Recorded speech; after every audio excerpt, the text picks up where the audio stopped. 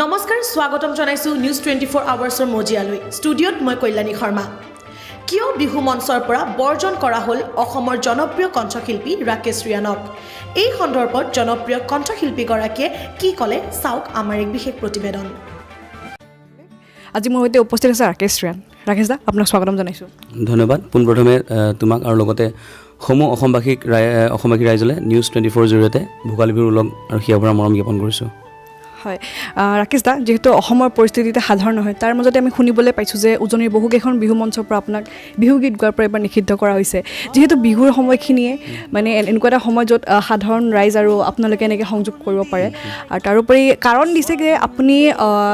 প্ৰতিবাদ কৰা নাছিলে এই সম্বন্ধে আপুনি কি ক'ব উজনিৰ বহুকেইখন নহয় চাবুৱা আঞ্চলিক বা চাবুৱাৰ অঞ্চলৰ যিকেইখন বিহু তাতে পাতে বিহু মেলা তো সেইকেইখনৰ পৰা বৰ্জন কৰাৰ সিদ্ধান্ত লৈছিলে তেওঁলোকে মোক আৰু ভৃগুক মোৰ বন্ধু ভৃগু কাশ্যপক তাৰপিছত একচুৱেলি তেওঁলোকৰ দৃষ্টিগোচৰ হোৱা নাছিলে মই কা বিৰোধী আন্দোলনত মই গৈছোঁ নে যোৱা নাই তেওঁলোকে হয়তো দেখা নাছিলে আৰু নেদেখাটো স্বাভাৱিক কাৰণ কিয় আমাৰ জ্যেষ্ঠসকল আছে তেওঁলোকক সচৰাচৰ দেখি থাকে বা মিডিয়াৰ কভাৰেজতো তেওঁলোকক দেখা পায় আৰু আমি যিহেতু নতুন গতিকে আমি পিছত থাকোঁ কাৰণে তেওঁলোকে চাগে দেখা নাই আৰু যিহেতু আমাৰ নেতাসকল থাকে বিভিন্ন সংগঠনৰ লগতে আমি যদি নেতা পাতা নাই তথাপি মনৰ পৰা মানি লৈছোঁ যেনেকৈ মানস দা বৰষা বা জুবিন দা সকলোৱে আছে আগভাগ লৈছে আৰু আমি তেওঁলোকক সহযোগ কৰিছোঁ একচুৱেলি গতিকে তেওঁলোকৰ পৰিলক্ষিত হোৱা নাছিলে আমি যোৱাটো কা আন্দোলনলৈ কা বিৰোধী যিসমূহ কাৰ্যসূচী আছিলে কিন্তু প্ৰথমৰ পৰাই মই যেতিয়া কা হোৱা নাই যেতিয়া কেবো হোৱা নাছিলে যেতিয়া প্ৰস্তাৱটো উত্থাপন হৈছিলে তেতিয়া এটা গীত কৰিছিলোঁ মই আইৰে বিননি জাতিনেৰু ভেটিনেৰু বুলি এতিয়াও পাব ফেচবুক পেজত সকলোৱে গতিকে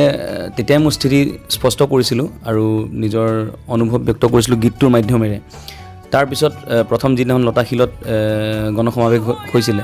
সেইদিনাখন প্ৰথম চাগে সান্ধ্য আইন বলবৎ হৈছিলে গুৱাহাটীত সেইদিনাখনো যিহেতু গাড়ী নিব পৰা অৱস্থাত নাছিলে মোৰ নিজৰ বাইক নাছিলে গতিকে মই বন্ধু এজনৰ পৰা বাইক লৈ গৈছিলোঁ প্ৰতিবাদ কৰিবলৈ তো তেনেকৈ প্ৰত্যেক দিনা আছোঁ লতাশিলত আছোঁ প্ৰত্যেক দিনাই চানমাৰীত আছোঁ আৰু সকলোৱে লগো পাইছে মোক ইনফেক্ট সেই দল সংগঠন মোক নিষিদ্ধ কৰা দল সংগঠনৰ যিসকল জ্যেষ্ঠ সদস্য আমাৰ চেণ্ট্ৰেল কমিটিৰ তেওঁলোকৰ লগতে আছোঁ মই কিন্তু তেওঁলোকৰ মিছ আণ্ডাৰষ্টেণ্ডিং হৈছিলে পিছত তেওঁলোকে যোৱাকালি স্পষ্টীকৰণ দিছে আৰু তেওঁলোকে নিষিদ্ধ সেইটো উঠাই লৈছে যোৱাকালি চাবুৱাত আধ্যাত্মিক গণসংখ্যাৰ নামে কা বিৰোধী প্ৰতিবাদী অনুষ্ঠান চাবুৱা আঞ্চলিক ছাত্ৰ সন্থাৰ লগতে ডিব্ৰুগড় জিলা ছাত্ৰ সন্থাৰ আমি কেইবাগৰাকী বিষয়ত উপস্থিত আছিলোঁ তাত বিভিন্ন সংবাদ মাধ্যমে আমাক কিছু কথা সোধাত আমি দুজন শিল্পীৰ কথা কৈছিলোঁ আমি দুজন শিল্পী ভৃগু কাশ্যপ আৰু ৰাকেশ ৰিয়ানৰ কথা কৈছিলোঁ তেখেতলোকক আমি চাবুৱা বিহু মঞ্চত আমি নিষেধাজ্ঞা জাৰি কৰিছিলোঁ বুলি কৈছিলোঁ কিন্তু ইতিমধ্যে আমি বিভিন্ন সংবাদ মাধ্যমৰ পৰা আমি গম পাইছোঁ ফোনযোগে গম পাইছোঁ যে তেখেতলোকে কা বিৰোধী আন্দোলনত আছে প্ৰতিটো মুহূৰ্তত তেখেতলোকে কা বিৰোধী আন্দোলনত আছে জড়িত আছে সেইবাবে আমি যিটো আমি চাবুৱা অঞ্চলৰ বিভিন্ন বিহু মঞ্চত আমি তেখেতলোকৰ নিষেধাজ্ঞা জাৰি কৰিছিলোঁ সেইটো আমি ইতিমধ্যে বাতিল কৰিছোঁ আৰু যাতে তেখেতলোকে চাবুৱা আঞ্চলিক ছাত্ৰ সন্থাৰ লগতে সদৌ ছাত্ৰ সন্থাক যাতে ভুল নুবুজে তাৰ বাবে তেখেতলোকক অনুৰোধ জনাইছোঁ ধন্যবাদ আৰু তথাপিও এটাই ক'ব বিচাৰোঁ তেওঁলোকক যে অকণমান জানি লৈ বা অলপ চালি জাৰি গোটেই বস্তুটো জ্ঞাত হৈ মন্তব্য দিব লাগে যিকোনো মন্তব্য কাৰণ পৰিস্থিতি যিহেতু খুব অনুকূল আৰু পৰিস্থিতি খুবেই মানুহবিলাক আৱেগিক হৈ আছে মানে যিকোনো এটা মন্তব্যই মানুহৰ মনত বেয়া প্ৰভাৱ পেলাব পাৰে সেইকাৰণে সকলোকে মই আহ্বান জনাইছোঁ যাতে নজনাকৈ বা নভবাকৈ পটককৈ একো মন্তব্য কৰিব নালাগে এতিয়া আপোনালোকে স্পষ্টীকৰণ দিয়া হৈছে যে আপোনালোকে পুনৰ গীত গাব পাৰিব হয় হয় গীত গাব পৰা নোৱাৰাটো আচলতে তেওঁলোকে